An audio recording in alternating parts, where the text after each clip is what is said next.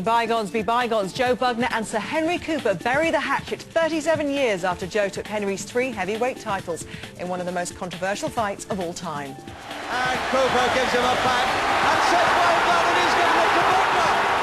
He's given it to Joe Bugner, and I find that amazing.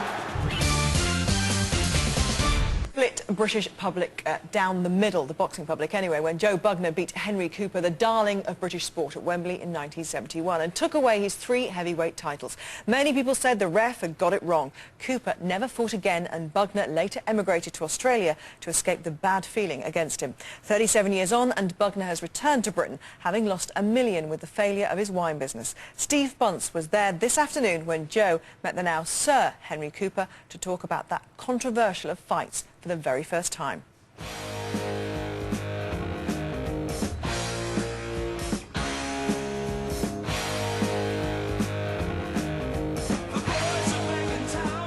How are you? All right? Oh, listen, give me old son.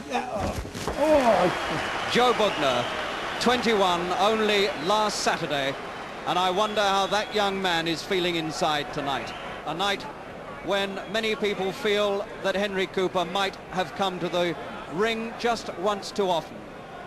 There was genuine animosity that night. That 15 rounds, it captivated the nation, and it divided the nation as well. I mean, to me, at the age of 20, just turning 21, I didn't know where the hell I was, because, I mean, Henry Cooper is a legend and was a legend even in those days. Henry was surprised, and I was even more surprised, I've got to be honest with you. By the way, by the verdict, because Harry Gibbs had the ruling right. He was the referee. And there it is, it's over, and Cooper gives him a pat and says, well done, and he's given it to Bugner. He's given it to Joe Bugner, and I find that amazing. And the whole of Wembley erupts into a storm of booing. And how in the world can you take away the man's 3 titles like that? In my mind, I think I still won the fight by half a point. Now, I was coming to the end of my career. I had problems. I mean, you know, I knew that had to be my last fight. I mean, I had a cartilage out, I had knee trouble. This arm used to just seize up after 3 or 4 days after I had a fight. I mean, I couldn't do a button up, I couldn't comb my hair, I'm left-handed, everything I do. That was just solid. I had to ice it, and I had a hot towel it for about 3 days before it started getting a bit loose. So I knew it was me. No, I knew it wasn't one of my best performances, but I still just thought I had nicked it, like, you know, with the left hand work. There's the left hook, he tried it to the body and he got it through. And Bugner hangs on. The first big left hook of the fight. Here I was, my 21st birthday was 2 days before. Yeah.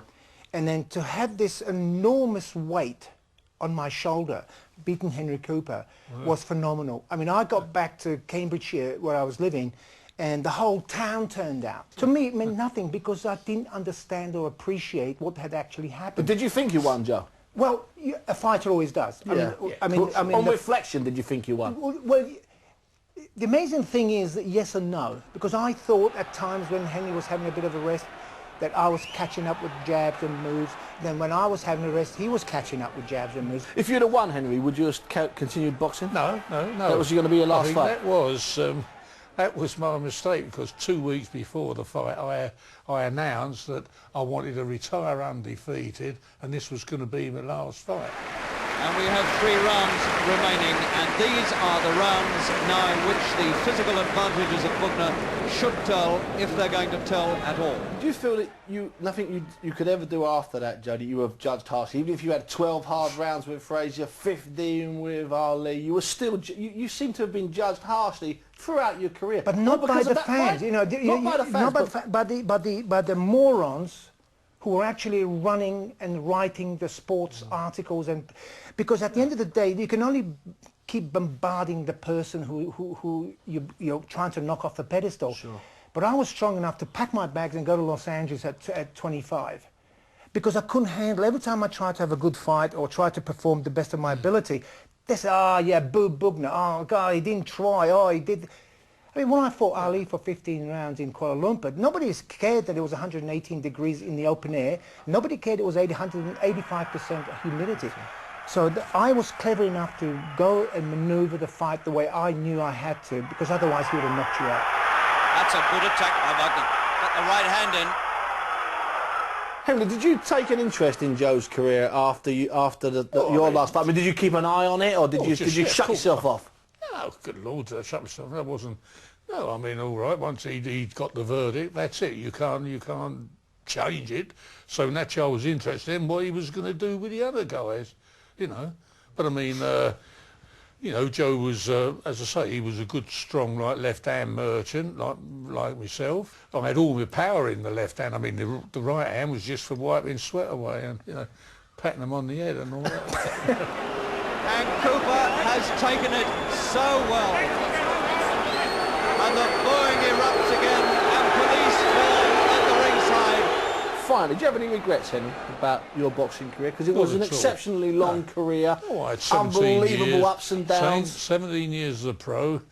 I won 43 of them, and they robbed me in Germany on about 2 occasions. Yeah. I always say if I had a chance, I'd do it all again. And now the stuff begins to fly into the ring. Objects being tossed into the ring as the Lonsdale belt is fastened round the waist of Bugner by Mr. Alexander Elliott of the Board of Control. If you knew then what you knew now, that the press were going to basically side with Henry and you were going to be criticised forever, would you have said, no, what, I don't really want to fight him? Yes, I would have said no. I think personally it was one of the most hurtful, painful results a fighter could have had, because I didn't win. I never won, because they chased me out of my beautiful country, England. I've been living overseas for over 35 years now. Why? Because I beat a legend. That's not, I mean, I didn't put my hand up and say, I'm the winner. Somebody else did, but I got the blame for it. Now I live in Australia because they have accepted me wholeheartedly. And there's no good, bad or indifferent. They don't have class distinctions. They're just ordinary convicts who've made good. Thank you, Henry.